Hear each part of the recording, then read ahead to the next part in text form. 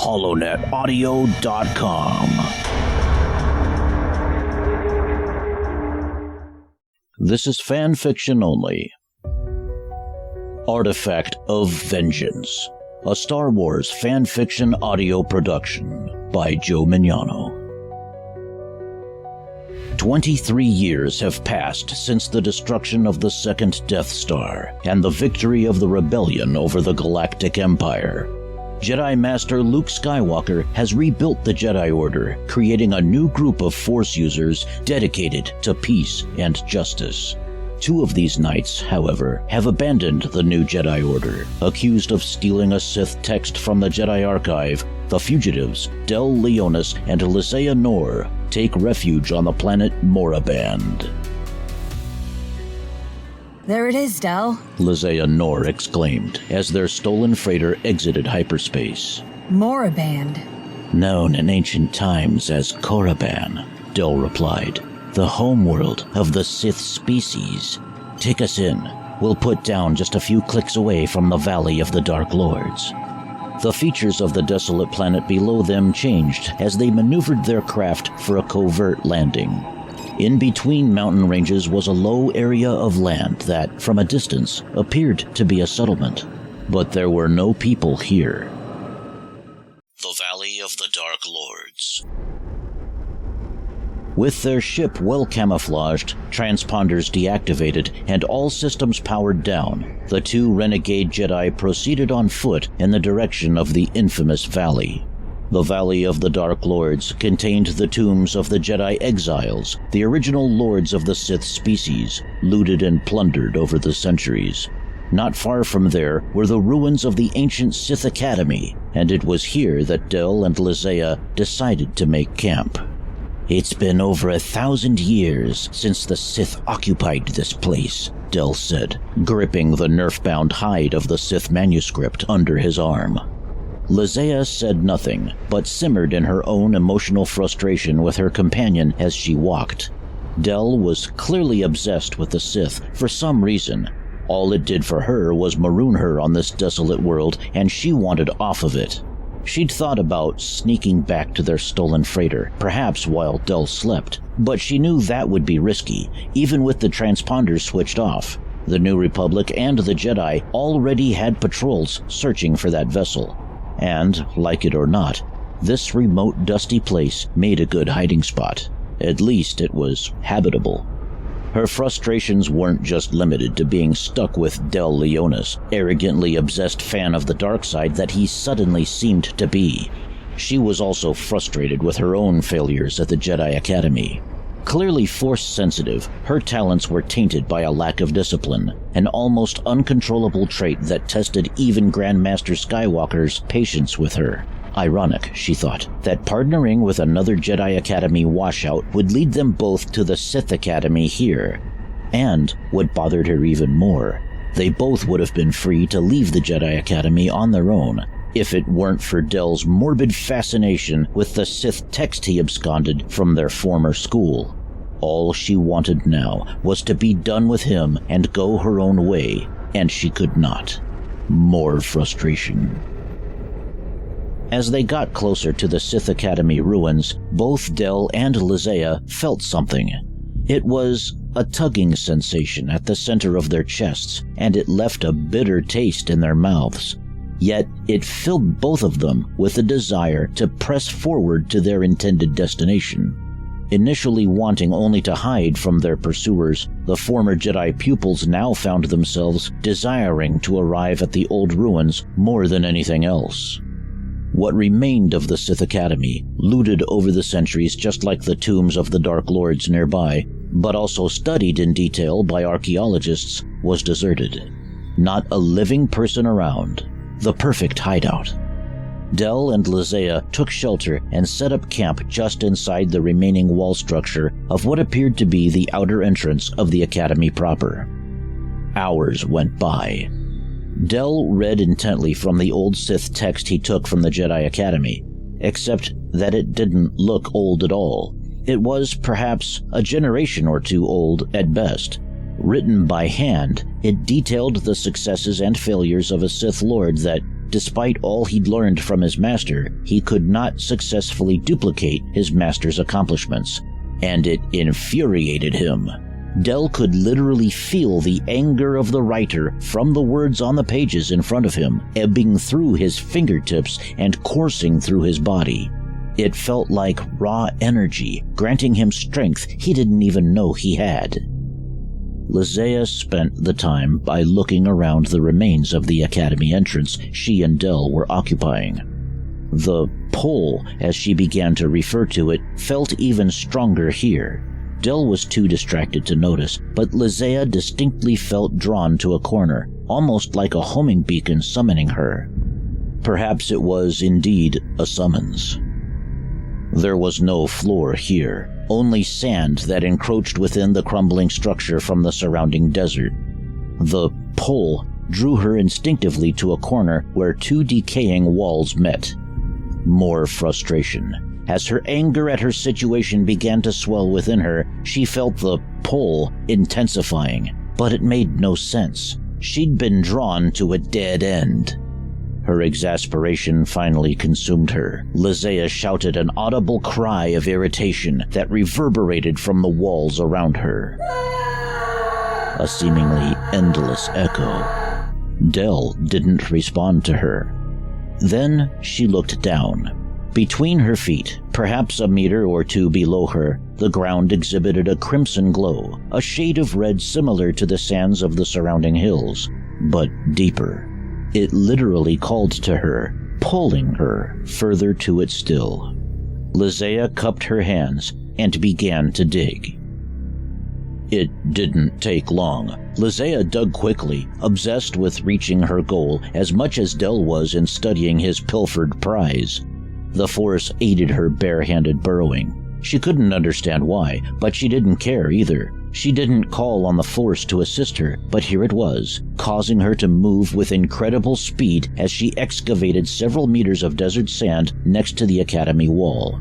Her efforts were soon rewarded.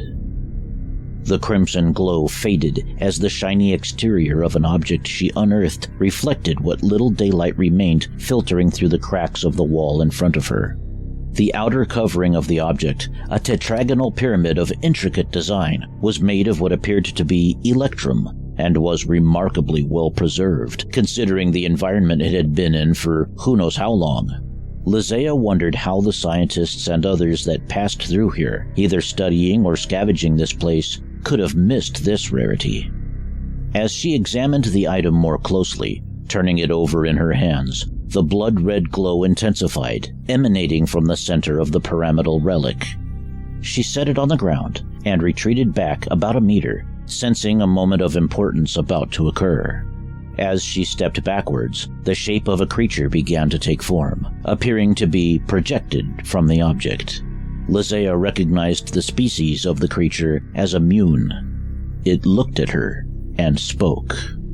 I'm Darth Plagueis, who activates my holocron. Lizea said nothing, not knowing how to answer.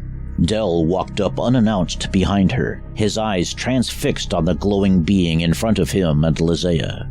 That's Darth Plagueis, the master of the Sith Lord who wrote the text I stole, exclaimed Del. He presumed that this was a holocron gatekeeper, an interactive artificial intelligence that represented the knowledge of the holocron's creator, in this case, Darth Plagueis.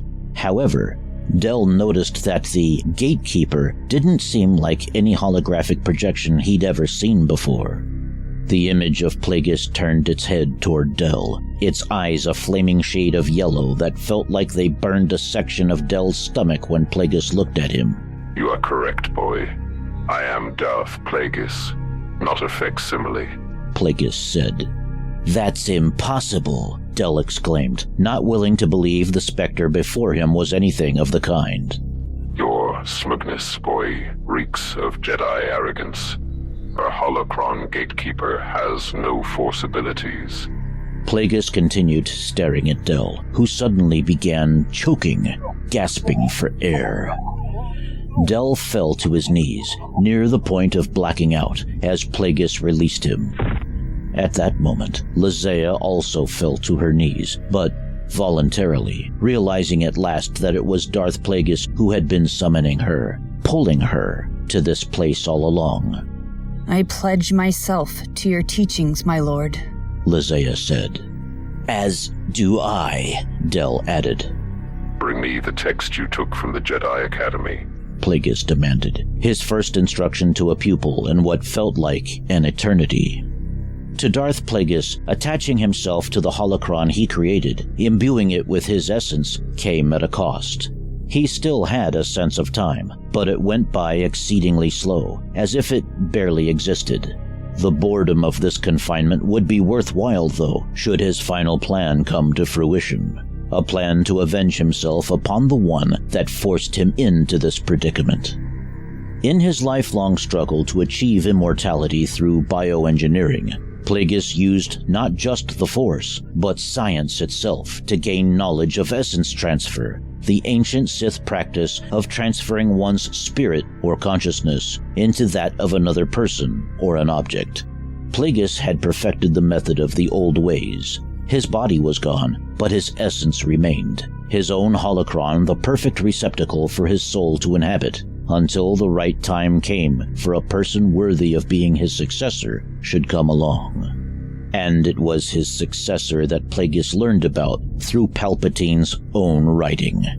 How ironic, Plagueis thought, that for all he'd learned, Sidious couldn't even create a holocron of his own. He couldn't even cheat death properly, Plagueis mused to himself. And now, with Sidious gone, Plagueis still yearned for revenge. It was, after all, the way of the dark side. If he could not avenge himself upon Sidious, then he would mete out his own brand of recompense against the son of Sidious' apprentice, Skywalker, and his entire order. The first rule of the Sith is that there can only be two. That has been the way of things for a millennia, since Darth Bane, and it shall be again, Plagueis instructed his new pupils. Del and Lizea looked at each other, a bit confused. Lizea spoke. But there are 3 of us. What must I do to truly become a Sith? Plagueis replied pointedly.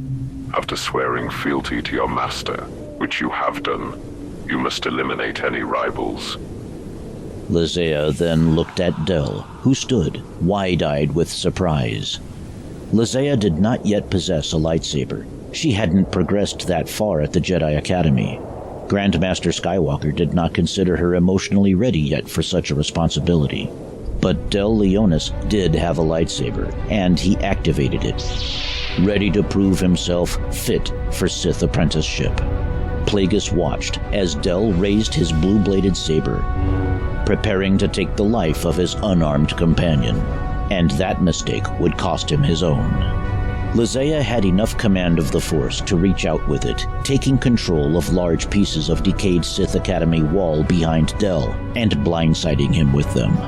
The blows weren't injurious, but they caused enough of a distraction for Lizea, still reaching out through the Force, to call the lightsaber from Del's hand into her own firm grip.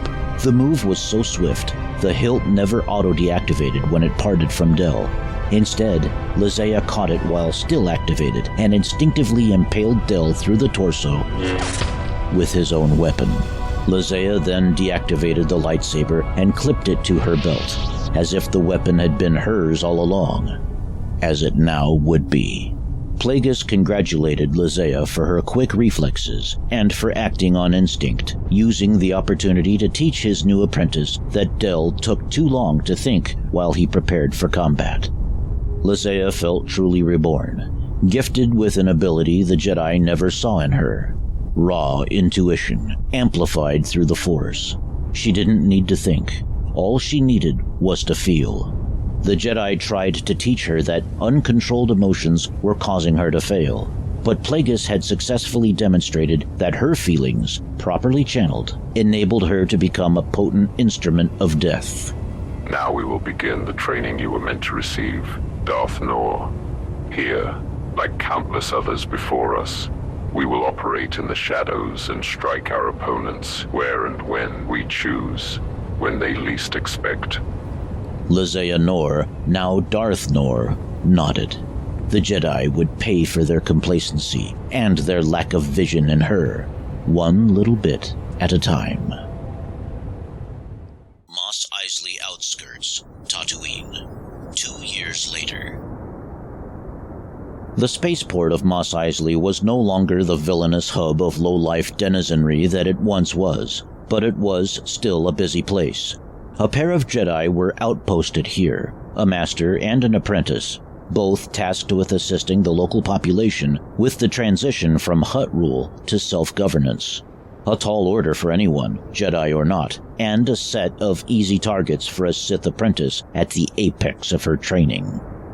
Not far from the outskirts, next to an old moisture farm, a Jawa sandcrawler stopped, having spotted the glint of something shiny among the dunes, reflecting light from the twin suns overhead. 7 Jawas exited the transport, eager to see if this might be something they could salvage and sell to a prospectful bidder. The Jawas chattered to each other as they curiously examined the pyramid-shaped object, tossing it around to each other. As they did so, the artifact began to glow a sinister shade of crimson. The Jawas suddenly found it difficult to breathe. Grasping at their necks for air they could no longer inhale, they fell to the ground. And so did the small pyramid one of them was holding, which no longer glowed. Sensing trouble, the 2 Jedi from Mos Eisley force-sprinted to the idle sandcrawler, discovering the bodies of the fallen Jawas and what appeared to be a holocron, glowing red once again. Before they could examine the holocron any further, though, they were attacked. Unseen from behind the rusty evaporators of the moisture farm, a humanoid figure in all black, wielding a crimson lightsaber, struck with blistering speed. The Jedi apprentice didn't have a chance, being cleaved in two from a swing of the Sith blade. The Jedi Master, however, had time to activate her own weapon, and the duel commenced. For about 2 seconds. Darth Nor was not a duelist. She was a weapon herself. And Darth Plagueis wielded that weapon well. Plagueis allowed himself to be projected from the holocron to be seen by the Jedi Master. The distraction, just like with Del Leonis, was all that Darth Nor needed to put her blade through the midsection of her opponent. As the life force of the Jedi Master began to fade, Darth Plagueis addressed her, gesturing toward his apprentice. Don't worry, she is still learning. But one thing she has learned well, and the rest of the Jedi will soon understand, is that nothing is as it truly seems. We have returned. This HoloNet audio fanfic was written and narrated by Joe Mignano, featuring Megan Niesink as Lizea Nor. The character of Darth Plagueis was created using artificial intelligence. Thanks for listening. For more Star Trek and Star Wars audio fun, visit holonetaudio.com.